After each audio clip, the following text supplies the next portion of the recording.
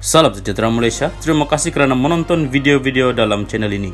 Sebelum kita mula, jangan lupa untuk tekan tombol subscribe, share, like, dan komen. Let's go! Salam sejahtera kepada semua pendengar. Berita kali ini dipetik dari Malaysia Kini bertajuk Jolo seleweng dana 1MDB sebelum Najib buka akaun pembelaan.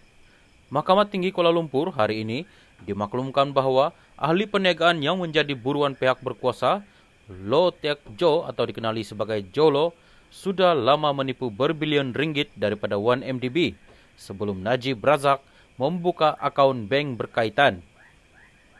Peguam bela Muhammad Syafi'i Abdullah berkata demikian semasa pemeriksaan balas ke atas bekas ahli lembaga pengarah 1MDB Ismi Ismail.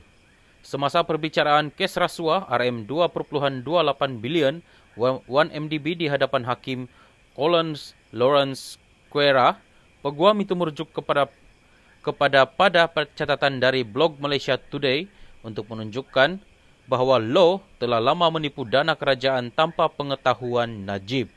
Syafi'i merujuk berdakwaan bahawa Low menipu syarikat yang digantikan oleh 1MDB Terengganu Investment Authority TIA pada 2009 melalui nota bond Islam jangka sederhana IMTN bernilai RM5 bilion ketika itu. TIA ditubuhkan pada 2008 oleh Kerajaan Negeri Terengganu melalui Menteri Besar Incorporated. Ia kemudiannya dipindahkan sepenuhnya kepada Kerajaan Persekutuan melalui Menteri Keuangan diperbadankan pada Julai 2009.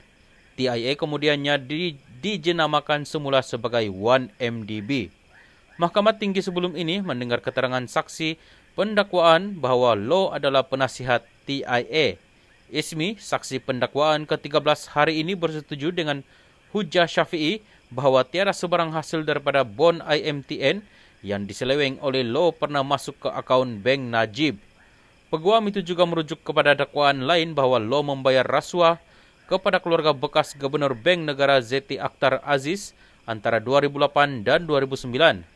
Syafi'i membuat dakwaan berkenaan dengan merujuk kepada petikan laporan SPRM yang mendakwa mengenai akaun bank keluarga Zeti yang disiarkan oleh Malaysia Today.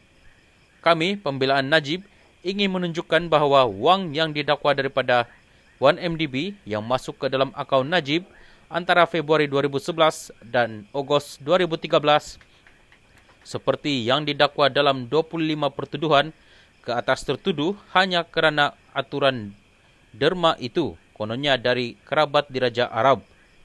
Mengapa ia wang masuk akaun bank Najib adalah untuk orang lain menjawab. Pelanggan saya sangka bahawa ia adalah derma daripada Kementerian Keuangan Saudi. Akaun Ambank Najib yang didakwa menerima berbilion ringgit daripada 1MDB dibuka pada 2011. Jadi ia tiada kaitan dengan IMTN, kata Syafi'i kepada mahkamah sambil Najib melihat dari kandang tertuduh. Pasukan pembelaan bekas Perdana Menteri itu sentiasa berhujah bahawa tertuduh tidak tahu tentang salah laku dalam 1MDB dan tanggapannya adalah bahawa wang itu adalah derma daripada kerabat diraja Arab Saudi. Syafi'i seterusnya mendakwa bahawa Low telah menipu dana 1MDB sejak zaman TIA pada 2009.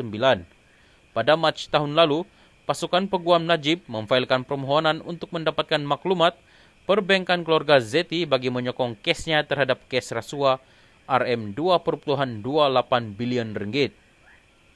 Pasukan pembelaan bekas Perdana Menteri mendakwa bahawa keluarga itu menerima wang daripada Low. Bagaimanapun, pada Julai tahun lalu, Hakim Perbicaraan Squera menolak permohonan dakwaan tersebut. Bekas Perdana Menteri itu bagaimanapun mempunyai rayuan yang belum selesai mengenai perkara ini di Mahkamah Rayuan yang akan bersidang pada Mei tahun ini. Zeti telah menafikan dakwaan itu sejak Desember 2020 lagi. Pada Februari tahun ini, Malaysia Kini melaporkan suami Zeti, Taufik Ayaman, sebagai berkata dia tidak pernah menerima sebarang rasuah sepanjang hidupnya.